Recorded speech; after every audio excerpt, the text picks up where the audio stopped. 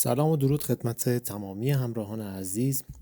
بنده امیر سهرایی هستم و با آموزش یه روتوش خیلی سریع برای کسایی که خیلی عجله میخوان کار روتوش رو در فتوشاپ انجام بدن در خدمتتون هستم. امیدوارم که تا آخرین آموزش همراه ما باشید.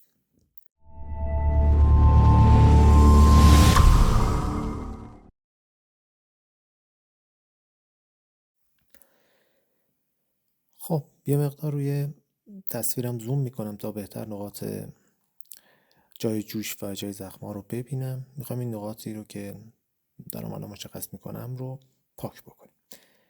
از ابزار سمت چپ، ابزاری که براشی که شبیه چسب زخم هست رو انتخاب میکنم، اسپاتیلینگ. یه کپی از لایم میگیرم با زدن کنترل جی، زوم میکنیم که بهتر مشخص باشه.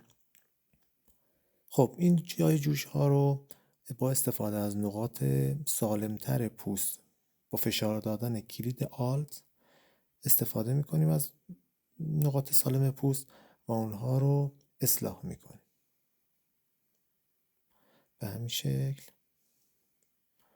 هر نقطه، هر جای زخمی، چیزی، هر جایی که یه مقداری پوست رو خراب کرده دونه به دونه اصلاح میکنم. حالا نیاز نیست خیلی دیگه وسواس به خرج بدین، فقط جایی که یه مقدار بیشتر توی چشم میزنه رو من اصلاح میکنم.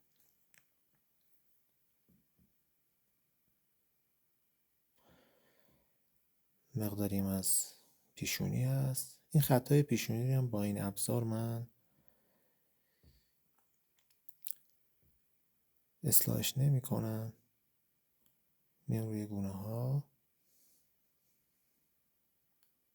خب الان میبینید که چقدر تاثیر گذاشت روی عکس و نقاط رو من اوکی کردم. خب یه کنترل جی، یه کپی دیگه میگیرم. این زیر چونه فراموش کردم.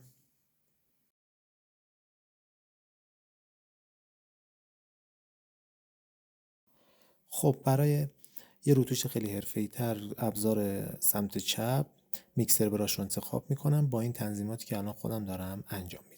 خب حالا بسته به عکستون این میزان، مقدارهای این بالا، فلو، میکس، لود و ویت براتون باید فرق داشته باشه متناسب با عکس خودتون، ولی خب این تنظیمات برای این عکس مناسب هستش. سایز رو اوکی میکنم. خیلی آروم براش میزنم روی نقاطی که مد نظرم. سعی کنید سمت موها اصلا نرید، چون موها اصلا احتیاج به براش زدن نداره و واقعا تصویرتون رو خراب میکنه. به شکل براش زدن من توجه بکنید.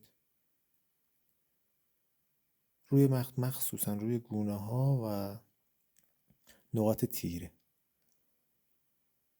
مستقیم هم دستتون رو یعنی خیلی زیاد نگه ندارید. هی گاهی اوقات کلیک چپتون رو رها کنید، مجددا فشار بدید تا از حالت یک نواختی و بیش از حد شدن این براش جلوگیری بشه.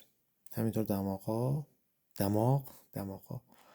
دماغم اوکی میکنیم. میبینید که یه حالت خیلی بهتری به تصویرمون داده شد، اما خیلی مصنوعی شده. برای اینکه این رو از بین ببریم من فقط نقاطم اصلاح بکنم.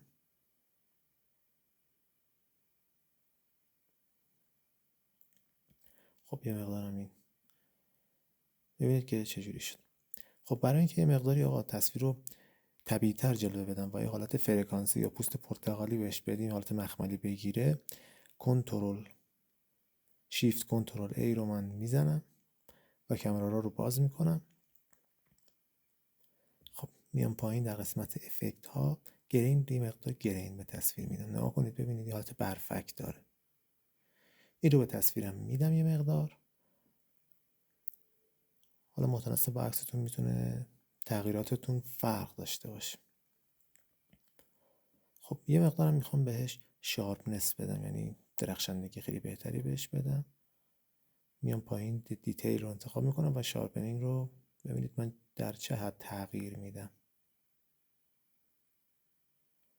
اوکی، این مقدار برای عکسم اوکیه. خب یه قبل و بعد از تصویرمون ببینید چقدر سریع.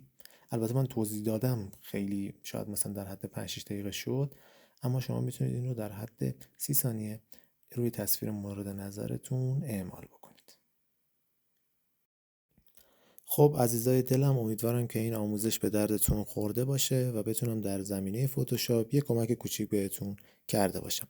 اگر آموزش خاصی مد نظرتون هست میتونید در قسمت کامنت ها اعلام بکنید تا من رو به روی چشمام براتون بسازم. همینطور اگه بنده رو قابل بدونید میتونید سابسکرایب کنید، لایک کنید ویدیو رو و با دوستاتون به اشتراک بذارید. تا درود دیگر، بدرود.